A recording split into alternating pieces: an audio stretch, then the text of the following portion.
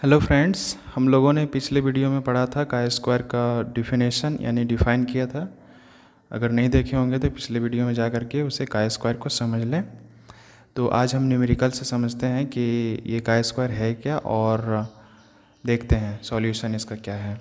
ठीक है, तो सब्जेक्ट्स है। सब्जेक्ट्स का मतलब जो हम स्कूल में पढ़ते हैं, जैसे कि English, Hindi, math, science, ST, EVS, ये सब सब्जेक्ट पढ़ते हैं। तो हम लोग को क्या होता है कि हम लोग एक्सपेक्टेशन करते हैं कि हमारा इस बार जो इंग्लिश में है वो 95 आएगा, हिंदी में 90 आएगा, मैथ में 80 आएगा, लेकिन वो नहीं आता है। अगर 95 का एक्सपेक्टेशन है तो 90 आ गया, 90 का अगर एक्सपेक्टेशन है तो हिंदी में 80 आ गया, या फिर मैथ में 80 का एक्सपेक्टेशन है तो ऑब्जर्व्ड यानी कि 90 आ गया। 90 मतलब ये मार्क्स हम लोग का आ गया। तो ऑब्जर्व वैल्यू का मतलब होता है कि जो आया है रियल में अभी है, और जो एक्सपेक्टेशन था, उन दोनों के बीच में हम क्या करते हैं कि डिफरेंस निकालते हैं कि एक्सपेक्टेशन और हम लोग का जो रियल है अभी दोनों में क्या डिफरेंसेस है। तो इसीलिए हम लोग का स्क्वायर टेस्ट को आसानी से, मतलब ये हम लोग कैलकुलेशन से निकालते हैं। तो हम लोग आगे देखते हैं इसका सॉल्यूशन कैसे होता है, कि इसको हम टेबल से बनाते हैं। ठीक है, तो देखिए यहाँ पे इसका है क्या है, सॉल्यूशन है। तो हम लोग टेबल के द्वारा इस तरह से बनाते हैं, जैसे कि यहाँ पे है ओ का मतलब होता है ऑब्जर्व्ड वैल्यू। जितने भी सब्जेक्ट्स हैं हम लोग का ये ऑब्जर्व्ड वैल्यू है, यहाँ आया है। जैसे कि इंग्लिश में 90, हिंदी में 80, इस तरीके से मैथ में आया 90, वो सारा हम सीरियल बाय सीरियल इस तरह से लिख देते हैं। उसके बाद ये ऑब्जर्व वैल्यू ये जो आया था वो, और ये है एक्सपेक्टेड वैल्यू जो हम लोगों ने एक्सपेक्टेशन किया था। तो 95 एक्सपेक्टेशन किया था, 90, फिर 80, 90, 90, 60, यानी कि 90 आया, 95 एक्सपेक्टेशन था, 80 आया है मार्क्स, और यहाँ 90 एक्सपेक्टेशन था, यहाँ 90 मार्क्स आया है, और 80 एक्सपेक्टेशन था। इस तरीके से हम लोग इस चीज़ को समझ लेते हैं।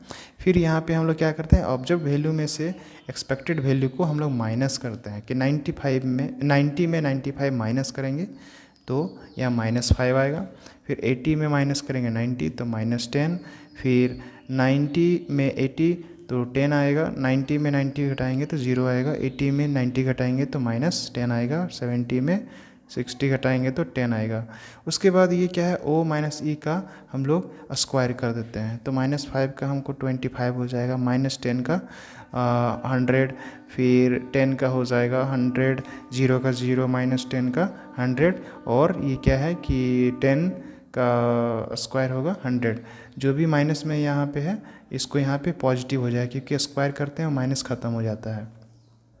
फिर हम लोग यहाँ पे देखते हैं कि इसका वैल्यू फिर आगे इसका ऐसे लिखना है, ओ माइनस ई का होल स्क्वायर बाय ई। तो ये क्या है कि ये टोटल जो है 25 है, 25 ये वैल्यू आया था, इसमें से डिवाइड करेंगे ई का मतलब होता है कि 95। तो ये क्या है, 25 में 95 को डिवाइड करेंगे तो 0.263 आएगा। फिर 100 में डिवाइड करेंगे 90 को तो फिर हम लोग को 1.111 आएगा। फिर यहाँ पे क्या, 100 में डिवाइड करेंगे 80 तो 1.25 आएगा। फिर 0 में 90 को डिवाइड करते हैं 0 आता है, 100 में 90 को डिवाइड करते हैं तो 1.111 आता है इस तरीके से। फिर 100 में 60 को डिवाइड करेंगे तो फिर क्या होगा 1.666। इस तरीके से हम लोग का ये जो है वैल्यू हम लोग को आता है। अब इन सभी वैल्यू को सभी को अच्छे से एक बार पूरे कंप्लीट जोड़ देंगे तो यही हमारा काई स्क्वायर आएगा।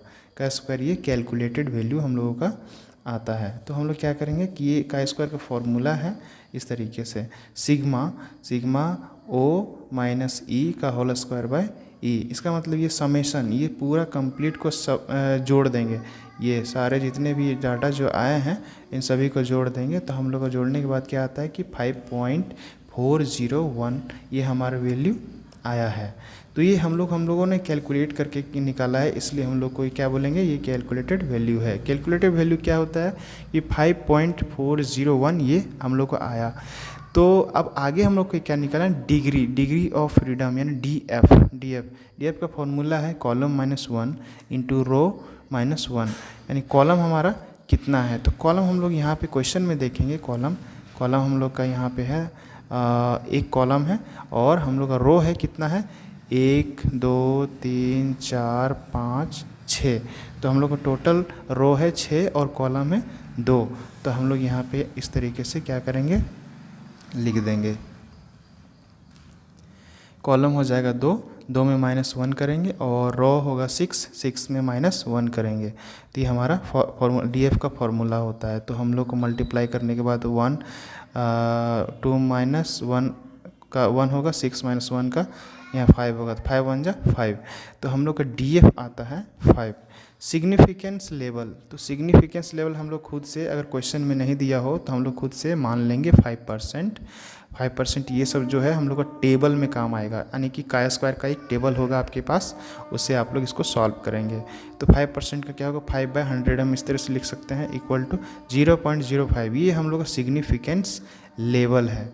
और ये एक्स स्क्वायर का मतलब होता है काय स्क्वायर, यानी कि काय स्क्वायर ये 0.5 ये सिग्निफिकेंस लेवल है, और ये 5 है DF।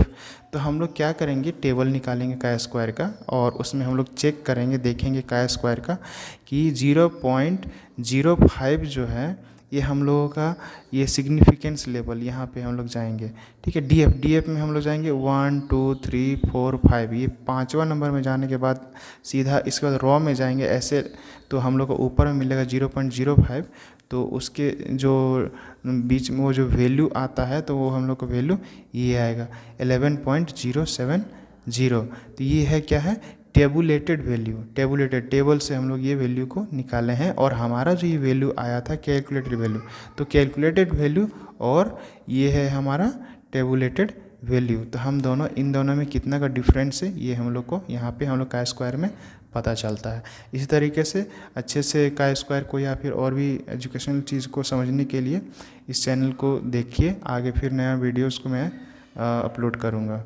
Thank you so much.